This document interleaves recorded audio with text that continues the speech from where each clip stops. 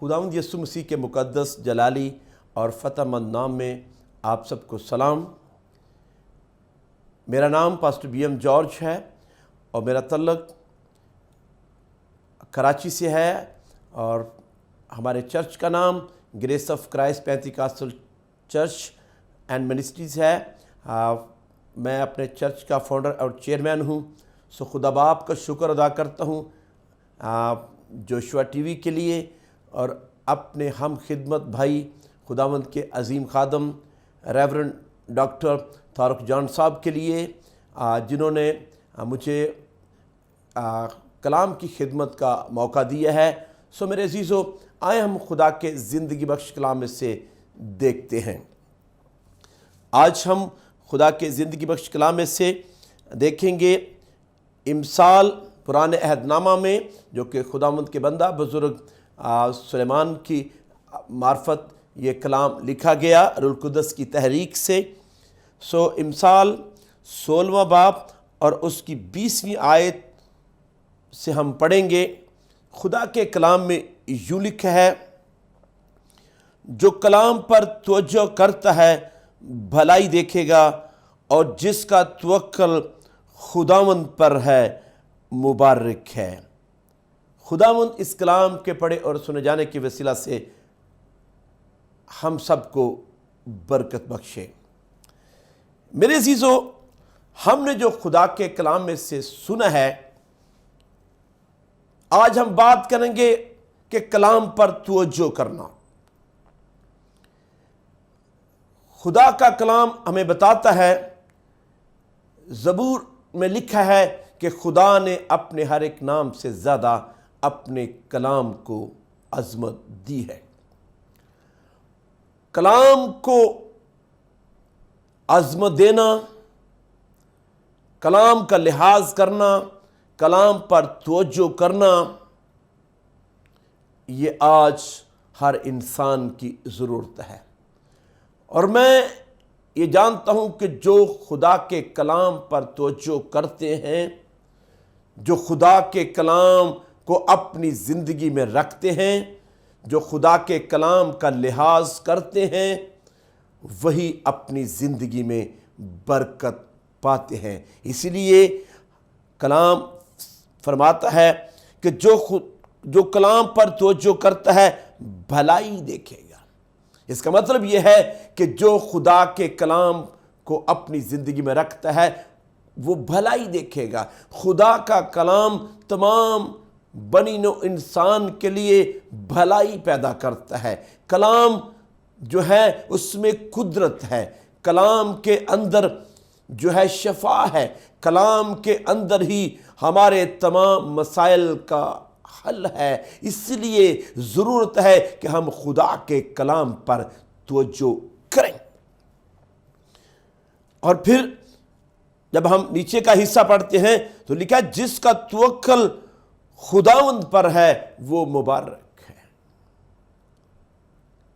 جس کا توکل خداوند پر ہے، اور توکل اسی وقت بنتا ہے جب کلام پر توجہ کریں گے۔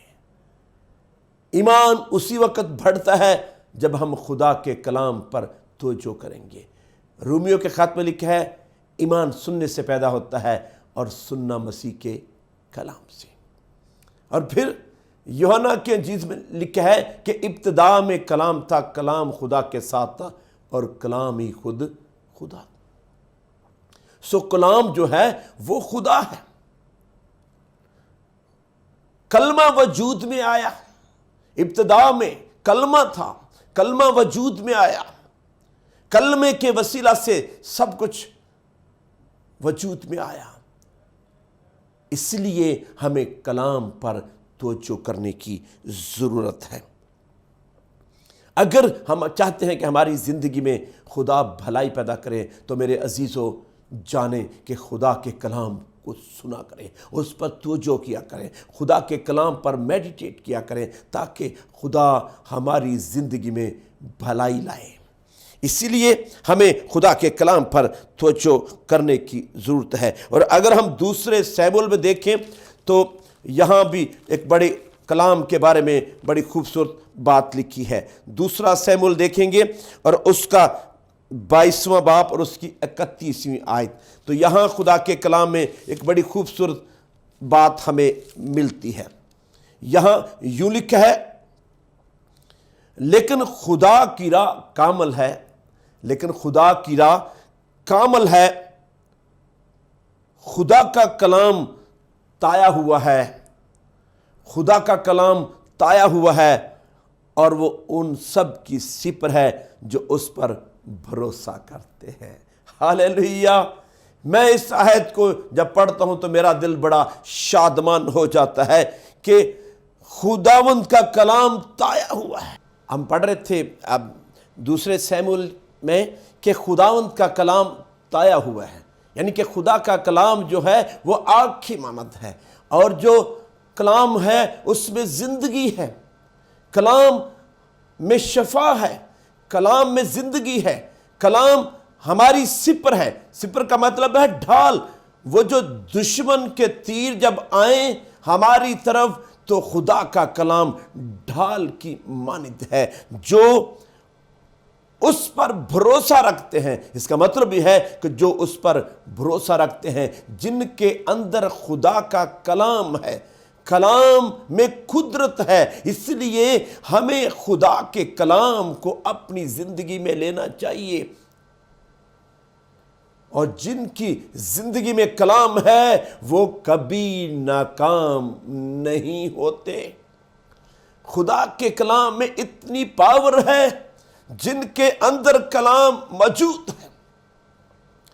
بائبل میں اعمال کی کتاب میں لکھا ہوا ہے کہ پترس اور یوحنا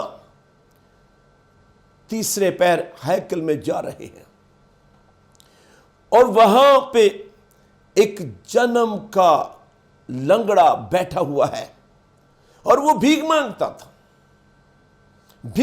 تھا، اور اس نے پترس اور یوحنا سے بھی بھیک مانگی، اور بائبل بتاتی ہے کہ پترس نے اس کی طرف غور سے دیکھا اور اس سے کہا کہ سونا چاندی ہمارے پاس نہیں، لیکن جو کچھ ہمارے پاس ہے وہ تمہیں دیے دیتے ہیں۔ اور ان کے پاس کیا تھا؟ ان کے پاس خدا کا کلام، ان کے اندر خدا کا کلام، خدا کا بیٹا، خدا کا کلمہ ان کے اندر تھا، اور انہوں نے کہا کہ جو کچھ ہمارے پاس ہے تمہیں دیے دیتے ہیں۔ اور انہوں نے کہا، پترس کہنے لگا کہ یسوع مسیح ناصری کے نام سے اٹھ اور چل پھر۔ بائبل بتاتی ہے کہ وہ لنگڑا اسی دم، وہ جو جنم کا لنگڑا تھا، اسی دم اٹھ کھڑا ہوا اور خدا کی تعریف کرنے لگا۔ اور یہ کیسے ہوا؟ یہ اس کلام کے وسیلہ سے جو پترس اور یوحنا کے اندر تھا۔ خدا کا کلمہ جو ہے اس میں قدرت ہے، کلمے کے بغیر ہم کچھ بھی نہیں، اسی لیے کلمہ ہماری سپر بھی ہے۔ اور پھر لکھا ہے جو اس پر توکل کرتے ہیں وہ کبھی شرمندہ نہ ہوں گے۔ یوحنا کی انجیل میں ہی یسوع مسیح نے ایک بڑے خوبصورت بات کہی، ہم دیکھیں گے خدا کے کلام میں سے۔ یہاں پہ یوں لکھا ہے 5ویں باب کی 24ویں آیت میں، یسوع مسیح کہتا ہے، میں تم سے سچ سچ کہتا ہوں، میں تم سے سچ سچ کہتا ہوں، جو میرا کلام سنتا اور میرے بھیجنے والے کا یقین کرتا ہے، ہمیشہ کی زندگی اس کی ہے، اور اس پر سزا کا حکم نہیں ہوتا، بلکہ وہ موت سے نکل کر زندگی میں داخل ہو گیا ہے۔ ہاللیلویہ! کیسی خوبصورت بات ہے۔ یسوع مسیح نے کہا کہ میں تم سے سچ سچ کہتا ہوں، اس میں کسی قسم کی بھی شک کی کوئی گنجائش نہیں کہ جو میرا کلام سنتا اور بھیجنے والے کا یقین کرتا ہے وہ اپنے کلام کو بڑی اہمیت دیتا ہے اور اپنے باپ کے لیے کہتا ہے کہ جس نے مجھے بھیجا ہے اور جو میرے کلام کو سنتا اور بھیجنے والے کا یقین کرتا ہے ہمیشہ کی زندگی اس کی ہے، ہمیشہ کی زندگی اس کی ہے۔ اور پھر لکھا ہے اس پر سزا کا حکم نہیں ہوتا۔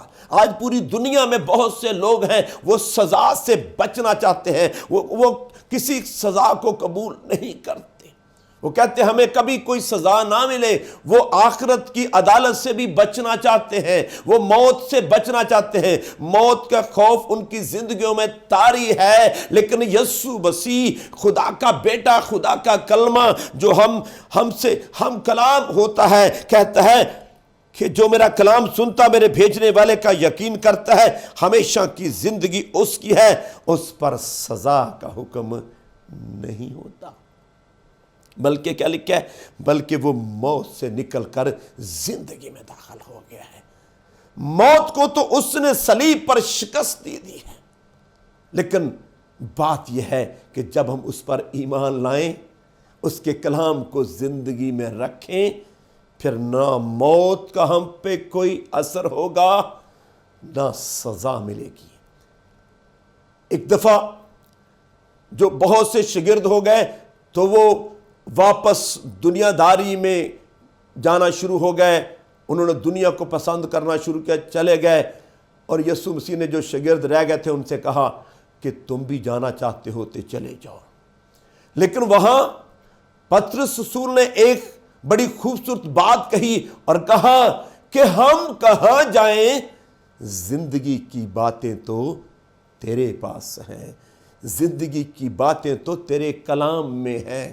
اس لیے میرے عزیزو، خدا کے کلام میں ہم نے سنا کہ جو کلام پر توجہ کرتا ہے بھلائی دیکھے گا، اور جس کا توکل خداوند پر ہے وہ مبارک ہے۔ اور جنہوں نے آج بھی کلام پر توجہ کر لی وہ اپنی زندگی میں ہمیشہ بھلائی دیکھیں گے۔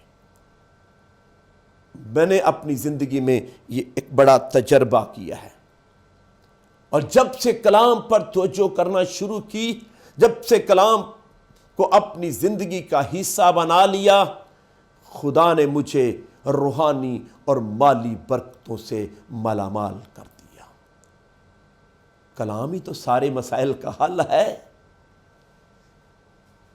زبور 107 میں لکھا ہے کہ وہ اپنا کلام نازل فرما کر ان کو شفا دیتا ہے۔ آج دنیا میں دیکھیں لوگوں کو بہت سی بیماریاں لگی ہوئی ہیں، ہاسپٹل بھرے ہوئے ہیں، لاچاریاں ہیں، غربت ہے، اور پتہ نہیں کیا کیا مسائل ہیں، خاندانی مسائل ہیں۔ لیکن ایک ہی حل بتا دیا بائبل میں بیماروں کے لیے کہ وہ اپنا کلام نازل فرما کر ان کو رہائی دیتا ہے، شفا دیتا ہے۔ میں یہ کہتا ہوں اگر کوئی شخص کلام کو سن لے، جب کلام نازل ہوتا ہے اس کو اپنی زندگی میں لے لے، بیماری چلی جائے گی، بیماری چلی جائے گی۔ کسی مشکل میں بھی ہو، کسی مشکل میں بھی ہو، کوئی مصیبت بھی ہو، خدا اسے رہائی دے گا۔ آج ہم لوگوں کو دیکھتے ہیں کہ ڈپریشن کا شکار ہیں، مختلف قسم کی بیماریاں لگی ہوئی ہیں، یہ ساری کلام کی نافرمانی کے سبب سے ہوتی ہیں۔ ہم کلام کو سنتے ہیں لیکن اس کو زندگی میں نہیں رکھتے، کلام پر عمل کرتے نہیں ہیں۔ لیکن میں ایک آیت پڑھنا چاہتا ہوں، غور کیجئے گا، امثال 13:13 یہاں یوں لکھا ہے